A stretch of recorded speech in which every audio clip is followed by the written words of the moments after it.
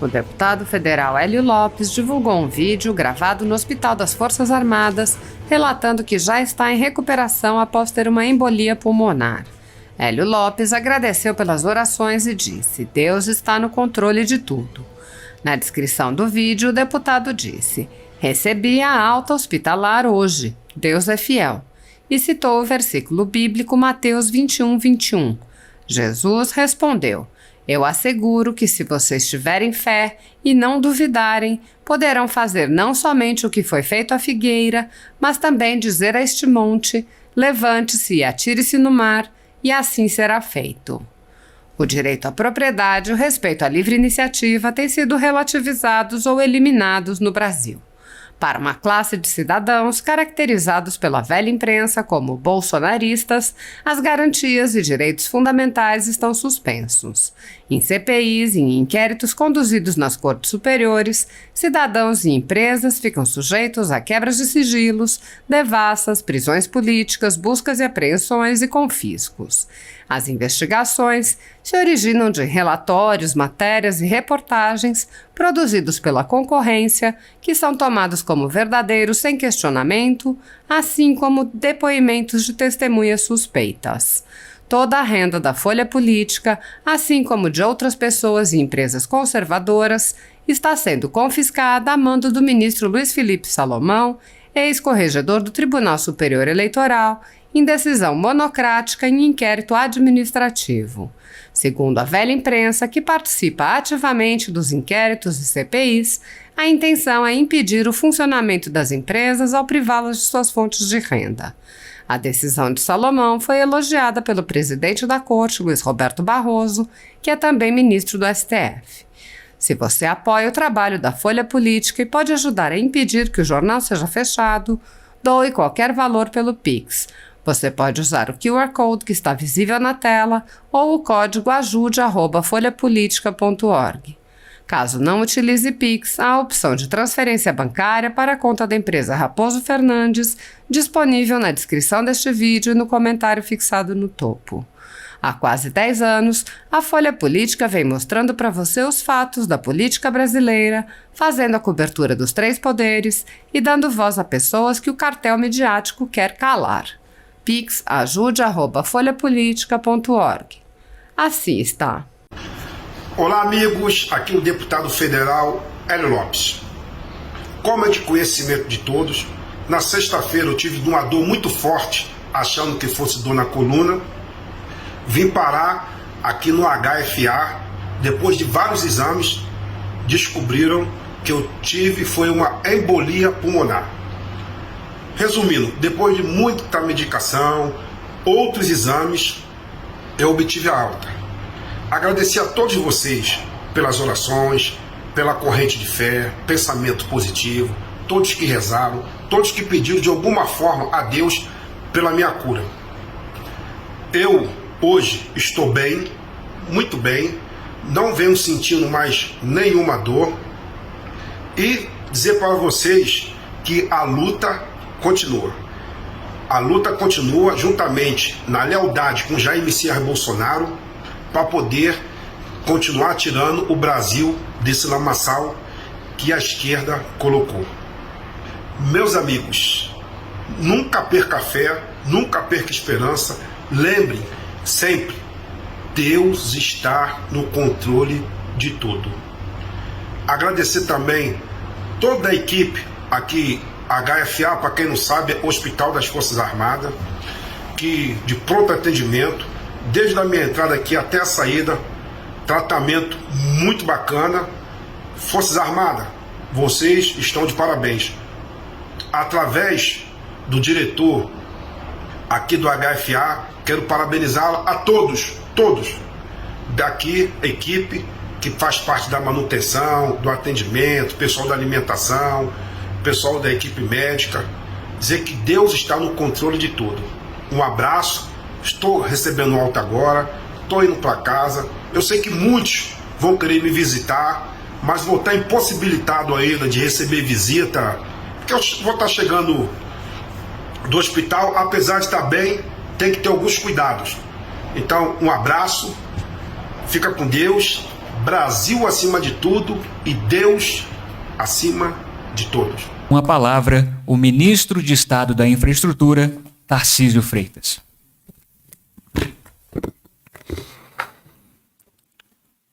Meu caro ministro Gilson, meu colega de ministério, ministro de Estado do Turismo, meu caro governador Paulo Câmara, que nos abrilhanta aí com a sua presença.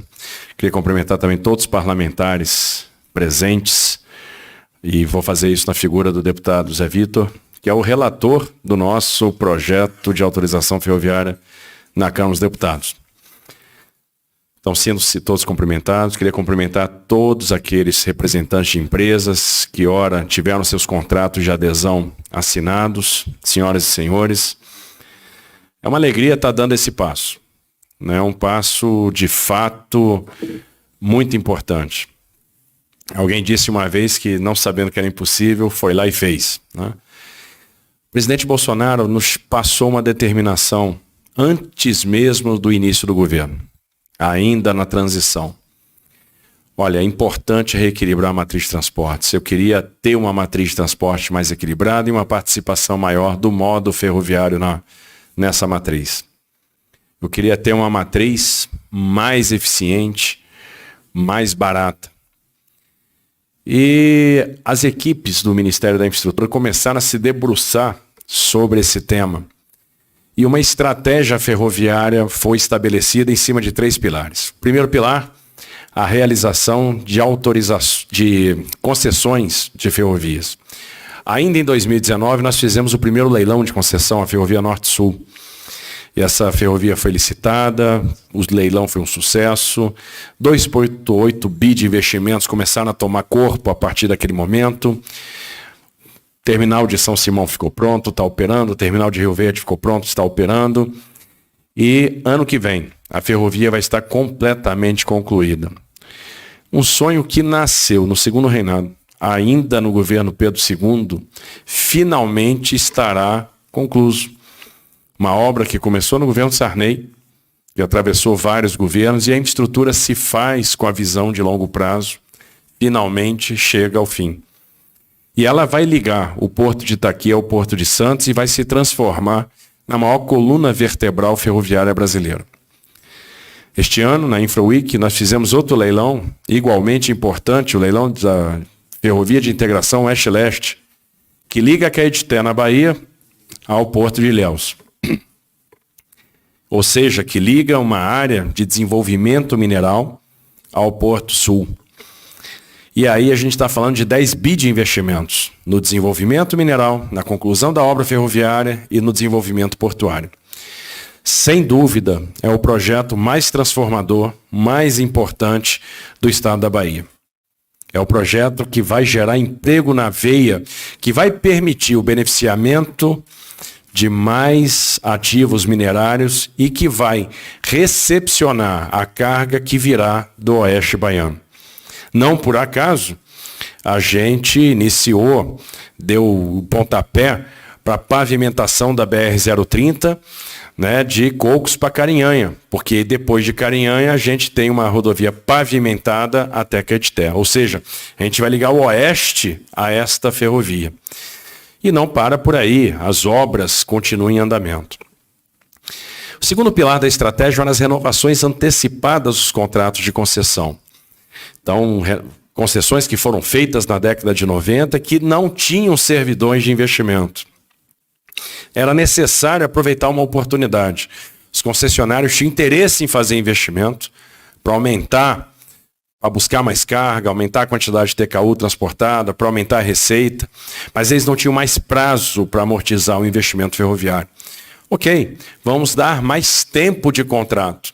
Só que se a gente vai dar mais tempo de contrato para explorar um ativo, a gente vai gerar um valor que deve ser pago em favor do Estado. A gente vai gerar uma outorga.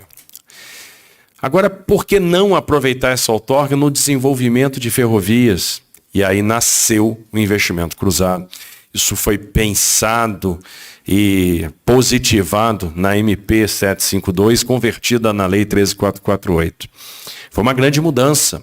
Então, observem que hoje investimentos na FIOL estão sendo feitos com a outorga de Carajás, investimentos na Vitória Minas, investimentos na Vitória Rio, né, que tem o seu primeiro trecho Cariacica e Anchieta, e a construção da ferrovia de integração do Centro-Oeste estão sendo feitas com valores da Vitória Minas. Observem a criatividade. Nós tínhamos a ferrovia de integração do Centro-Oeste, que aparentemente era uma ferrovia que fazia muito sentido, que liga o Vale do Araguaia, no Mato Grosso, à ferrovia Norte-Sul. Vale do Araguaia que durante muito tempo foi tido como Vale dos Esquecidos. E se a gente fizesse uma concessão precedida de obra, ela daria fracassada, ela daria deserta, porque o valor presente líquido dessa concessão era negativo. A partir do momento que eu uso outorga para fazer a construção ferroviária, eu venci o risco de engenharia. Aquele VPL que era negativo passou a ser positivo. E o que eu faço a partir dali? Eu transfiro esse ativo com a ferrovia pronta. Ou seja, a ferrovia pronta, ela não é do concessionário que está construindo, ela é do Estado. E aí eu vou auferir uma nova outorga, vou transferir a operação. E essa outorga vai ser reinvestida em ferrovia. Assim a gente vai fazendo ferrovias, nos blindando dos problemas fiscais, nos blindando da falta de orçamento. Então o investimento cruzado foi um grande passo que foi dado, capaz de viabilizar ferrovias improváveis. É possível com o investimento cruzado, por exemplo, criar o colchão de liquidez que vai amortecer os riscos da Ferrogrão, que é um projeto de transformação para o país. Mas faltava mais um pilar. E um pilar que a gente busca inspiração naquilo que aconteceu no passado e também naquilo que acontece em outros países. Uma pergunta era feita, por que empresas de celulose, e aqui temos a Bracel, mas eu podia citar a Eldorado, a Suzano, empresas que estão investindo dezenas de bilhões de reais em papeleiras, em plantas sofisticadíssimas, por que essas empresas têm que estar condenadas a ter a logística rodoviária? Por que eu não posso ter um ramal ferroviário ligando a uma ferrovia concedida, entregando essa celulose na margem direita do Porto de Santos, dentro do terminal? Por que uma mineradora não pode ter a sua ferrovia ligando o ativo minerário a um porto? Por que uma indústria não pode ligar sua planta a uma ferrovia concedida? Por que um operador ferroviário não pode pensar, puxa vida, aqui tem um potencial, olha o Maranhão crescendo, né? Olha o desenvolvimento daquele estado, olha o agro crescendo na direção de Balsas. Por que a gente não pode ter um ramal de Balsas para Estreito? Ou, por que eu não posso ligar a Ceilândia, aquele que será o maior polo de desenvolvimento e tecnologia do Brasil, que é o que o Acordo de Alcântara vai nos proporcionar? E a pergunta era, a gente não tem esses ramais ferroviários porque ferrovia é uma exclusividade do Estado. Mas por que é uma exclusividade do Estado? Vamos voltar ao passado. O Brasil teve um boom ferroviário de 1854 a 1913. E a primeira ferrovia autorizada do Brasil nasceu por Mauá, que ligou a região de Petrópolis ao porto. Uma ferrovia para transportar café. Barão de Mauá resolveu empreender, resolveu se lançar nesta direção. Foi lá e fez. Não acreditou que era impossível. Fez. E assim, depois de Mauá, várias outras ferrovias vieram. Naquela época, o Império dava um incentivo para remunerar o capital investido, dava a possibilidade do empreendedor explorar os ativos minerários no interior da ferrovia, no entorno da ferrovia, e depois proporcionava, inclusive, um incentivo quilométrico. Se a gente olhar a conquista do oeste americano, ela foi feita em cima das ferrovias. E o empreendedor de ferrovia autorizada podia fazer a exploração imobiliária, e as cidades cresceram em cima das ferrovias, no entorno das ferrovias. E nos Estados Unidos é assim até hoje. Se uma empresa quer fazer uma ferrovia, ela vai lá e faz. Se uma empresa quer ligar a B, ela pede uma autorização e liga a B. E se a segunda empresa quiser ligar a B, ela recebe autorização e liga também. E é por isso que, às vezes, a gente tem 4, 5 ramais ligando o mesmo para origem e destino. E a demanda? Isso é um problema do privado. Cabe ao privado avaliar isso. E é por isso que eles têm lá 290 mil quilômetros de ferrovias. Então, por que a gente não dá esse passo? O que faltava para a gente dar esse passo? Faltava pensar fora da caixa, talvez faltasse um pouco de ousadia. Observe que essas ferrovias que nasceram no segundo reinado, e basicamente são as ferrovias que nós temos até hoje, nasceram pelas mãos do privado. Basicamente, todas elas se dedicavam à exploração do café. Essas ferrovias todas quebraram com a crise de 29, foram encampadas pelo Estado, que na década de 50 criou a rede ferroviária. Quando os déficits acumulados pela rede ferroviária se tornaram insuportáveis, o Estado resolveu cindir a malha sob gestão da rede ferroviária e transferir isso para a iniciativa privada da maneira que era possível. Então, os contratos atuais de concessão, antes das renovações antecipadas, não tinham servidões de investimento. O investimento ficava a cargo do DENIT e, mais uma vez, a gente estava preso à vulnerabilidade do orçamento. Com as concessões e as renovações antecipadas, a gente chegou a 30 bi de investimento, Davi. 30 bilhões de investimento. Mas faltava, então, esse último passo. Então, vamos dar esse passo. Vamos criar isso. E para nossa felicidade, alguém já tinha pensado nisso. O senador José Serra e sua equipe, porque em 2018 apresentaram um projeto de autorizações ferroviárias que a gente resolveu resgatar. Tivemos alguma dificuldade na tramitação e aí veio a ideia, por que não soltar uma medida provisória? Medida provisória, neste caso, ia funcionar como um catalisador. Ela ia acelerar o processo. Foi exatamente o que foi feito. Muita resistência, muita oposição, muita briga, muita luta, muita persistência. Eu achava que quando a gente soltasse a medida provisória, a gente ia receber uns 6, 7, 8 pedidos de autorização, que eram coisas que estavam gritando. Você olhava para o ramal e dizia assim, me faz, me pede, eu preciso nascer. Estava gritando de tão viável que era.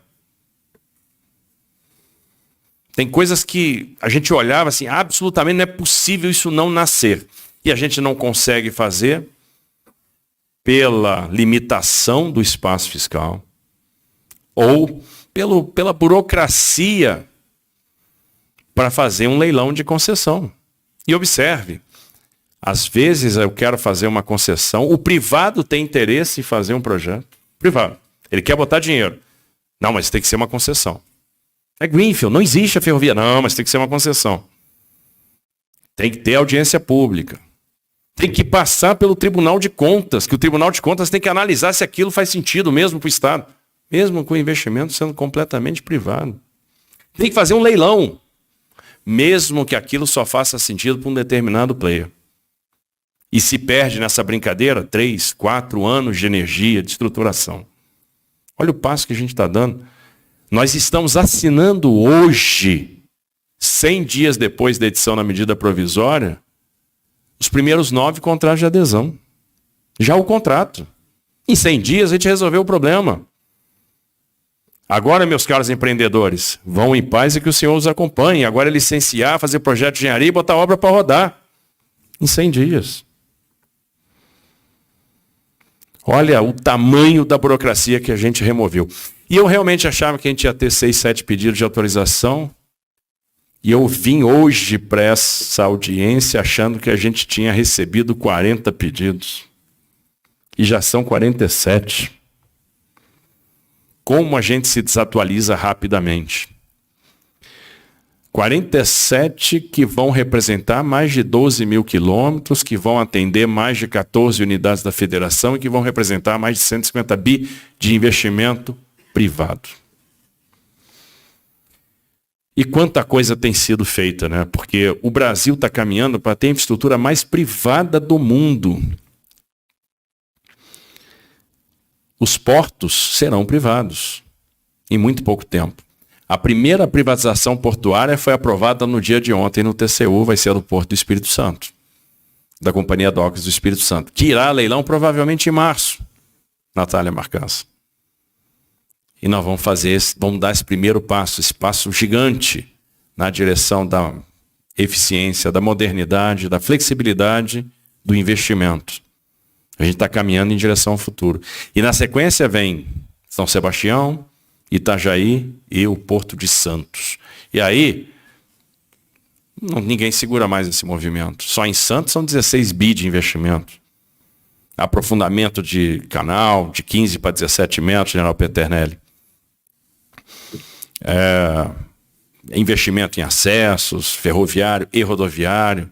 Ou seja, nós vamos pegar o maior porto da América Latina e vamos transformar no maior porto do Hemisfério Sul. Um porto que movimentava 130 milhões de toneladas, vai movimentar 250. Esse ano faz 165. E olha como a coisa está evoluindo, como a coisa está crescendo. O que vai acontecer, governador Paulo Câmara, com o Porto de Suape e este ramal ligando Piauí a Pernambuco? Nós vamos ter o saneamento nas mãos do privado. E não tinha nada que causasse mais indignidade do que ter 30 milhões de brasileiros sem água potável e 100 milhões de brasileiros sem coleta e tratamento de esgoto. E isso foi superado, porque o Congresso, deputado Aelton, enfrentou o desafio de aprovar um marco do saneamento e isso está destravando centenas de bilhões de reais de investimentos. Quantos leilões bem-sucedidos já aconteceram até agora e serão 9 até julho do ano que vem. Só no Rio de Janeiro, na SEDAI, 40 bi de investimento foram contratados no leilão de abril. Nós teremos ferrovias privadas, mais da metade da malha federal concedida, toda a rede infraero transferida para iniciativa privada, a Eletrobras privatizada. Eletrobras que tinha que estar participando do plano decenal de energia com investimentos de 15, 20 bi por ano, e hoje só tem condição de investir 1,5, 2, que se afastou dos leilões de transmissão e de geração. E precisava de um vigor, precisava de uma injeção de capital. E provavelmente na semana que vem a gente delibera privatização da Eletrobras no TCU. Então olha o que vai acontecer. As pessoas não se dão conta, mas de 2019 até aqui foram realizados 121 leilões de concessão. E nesses 121 leilões foram contratados 610 bi de investimentos. E nós vamos terminar o ano de 22 com mais de 1 trilhão de investimentos contratados. Isso significa que nos próximos anos o Brasil vai se transformar num grande canteiro de obra. Não vai faltar oportunidade. Não vai faltar emprego. A infraestrutura vai funcionar como uma alavanca para o crescimento, para o enfrentamento do desafio do aumento de produtividade, para a geração de emprego. Então, o que está acontecendo neste setor no Brasil é uma revolução. E nós vamos ter uma infraestrutura completamente diferente, muito mais eficiente.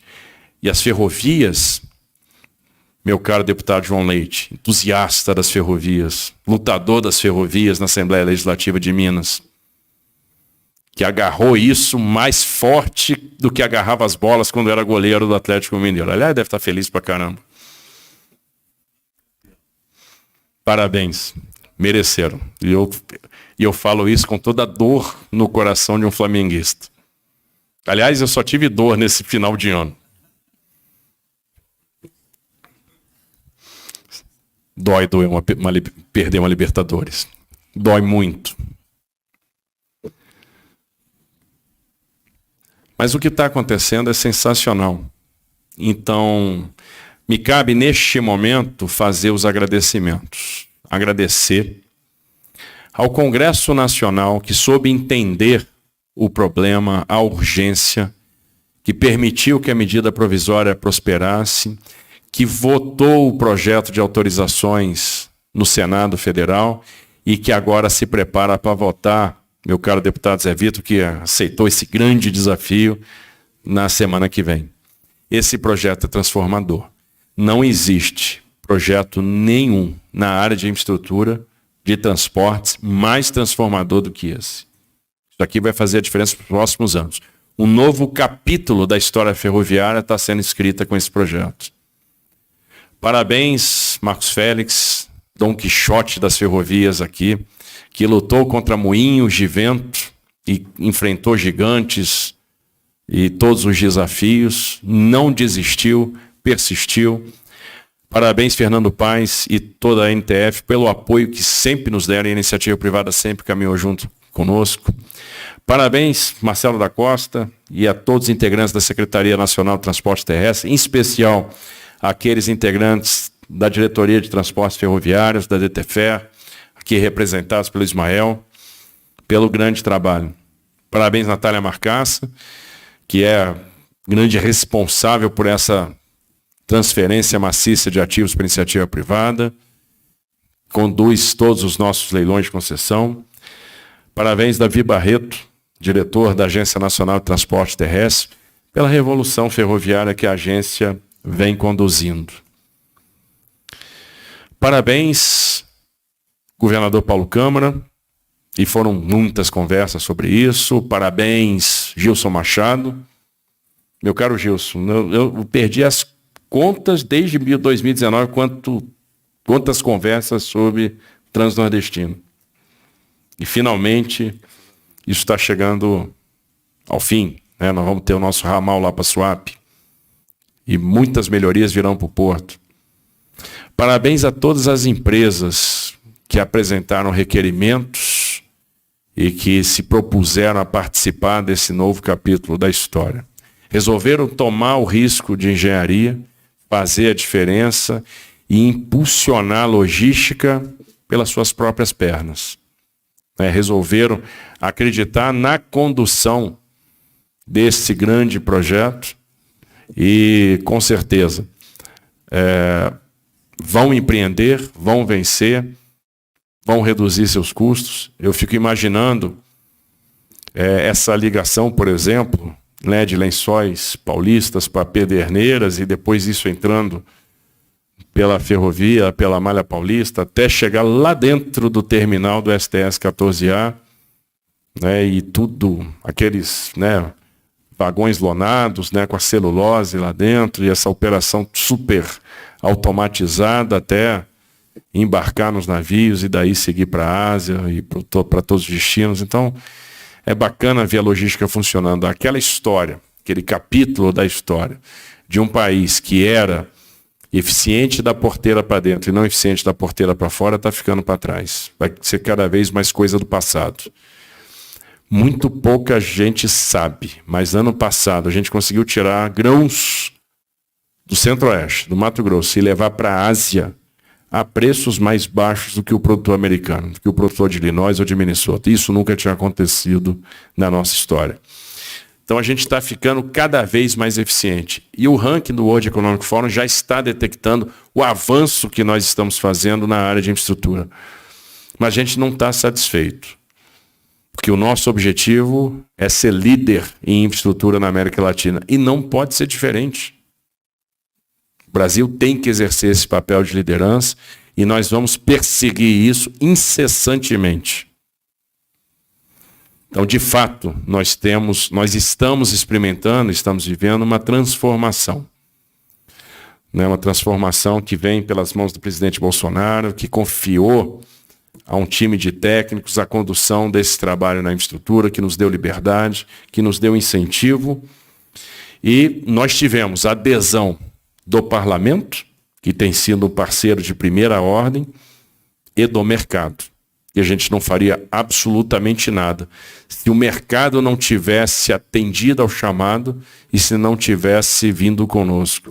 Então, meus agradecimentos sinceros a todos vocês que estão fazendo a diferença.